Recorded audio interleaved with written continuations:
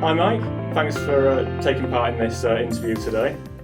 So my first question is, have you ever done anything media related in your lifetime?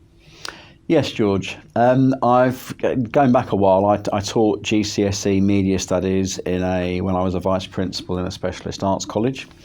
That was a very enjoyable experience doing that for 3 years, teaching students that from year 10 onwards, obviously, that hadn't done media studies before at all, was a bit of a challenge. And my work as a music teacher and musician is quite well documented from previous interviews, so I won't go through there. And then through the work in the music industry, obviously very close links to the media and using film companies and production companies to do some of the projects that we're working on. So it's mainly in those two spheres. Yeah. And my second question is, do you think social media has a positive or a negative approach on teenagers and young adults? That's not a binary answer, is it? It's not an either or. It's both. It can have a very positive, informative, supported, transformational effect on young people, but sadly, and all too often, it's used for the other. And I think it's, with online cyberbullying, the way people are treated, some of the material that people have access to and that gets promoted too easily on social media around radicalisation, that kind of thing, sexual exploitation of young people.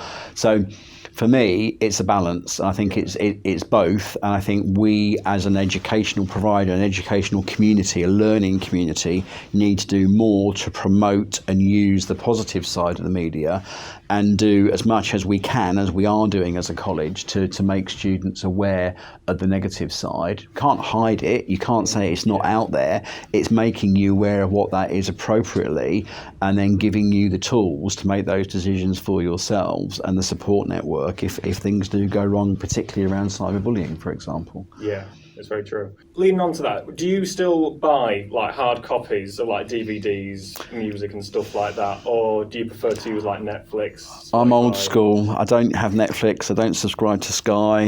We've got Freeview, but I'm still kind of paid. I still like the sort of traditional channels and Freeview channels like Film 4 if I need them. So we don't subscribe to anything. I still buy DVDs. I still buy CDs. I'm of my time, I guess. I've got some music that I've downloaded because not everything's available. But I would even still buy vinyl if it was appropriate, because vinyl's having a bit of a comeback. I like that kind of retro approach. It's my sort of era, and it's from the 70s. So I do those things, and I'm not a huge fan of subscription stuff. I don't think it's good value for money. I don't think it's always very ethical the way it's marketed and approached. So I prefer to have access to things that are available to everybody, and that's my approach. And definitely, I like a DVD in the box that I can pull out as well as put on my. I still got. As well, and it's right. It's an artifact. I like to hold it. I can see the design. I can see the artwork. And if it breaks, I can use it as a bird scarer on the allotment. Exactly.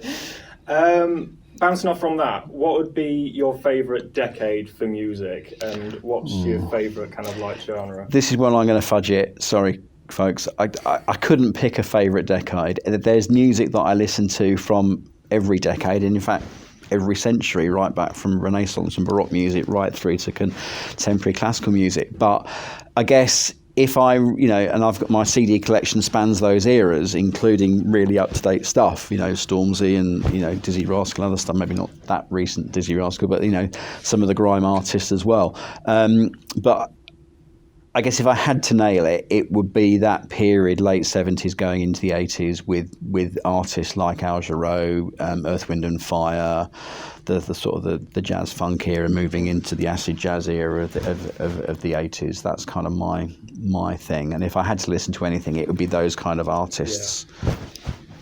If you were to turn back the clock now, would you consider a different role to what you're doing now? No, absolutely not. No hesitation. This is the kind of the pinnacle of my career, and it's a real privilege to be here, as you've all heard me say before.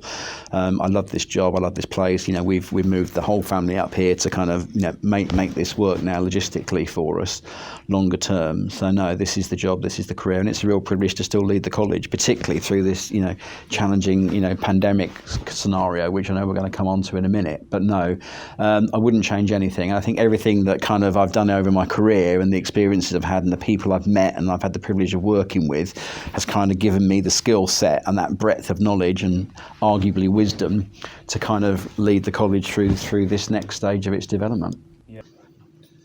So, what would be your response to students who are looking at studying media at East Riding College? I'd say absolutely do it. I think we're one of the best providers at media in the region. We've got fantastic facilities. Probably most importantly, the two most important things really, you've got a very, very, very dedicated, committed, highly skilled and experienced staff team that basically, as you all know, leave no stone left unturned to help you all succeed and fulfil your potential. And I think also, alongside all those things, there's a really big community of media practitioners within East Riding College, and as we all know, that's what you need in the media industry. Whilst you can do stuff at home on your own, you need people to bounce ideas off. So you need a large enough cohort of people to have as your pool of a resource to draw upon. So for all those reasons, I'd say absolutely. And there's some, despite the obvious challenges, short-term challenges at the moment within the industry, there's some great jobs opportunities out there, and we've got the staff to help you progress into those into that sector and make a successful career. Brilliant. And to all the students watching, what is your life motto?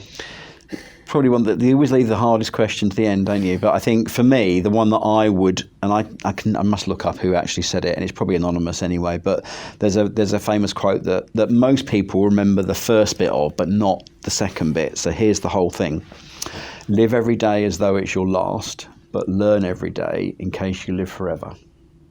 Perfect. I think that's a great motto. I've not heard that one personally, but I think that's really good. Well, look it up and tell me who it was. I'm rubbish at remembering those things. Thanks, George. Thanks very much for today, Mike. Very appreciate your time today. You're very welcome. Thanks, George.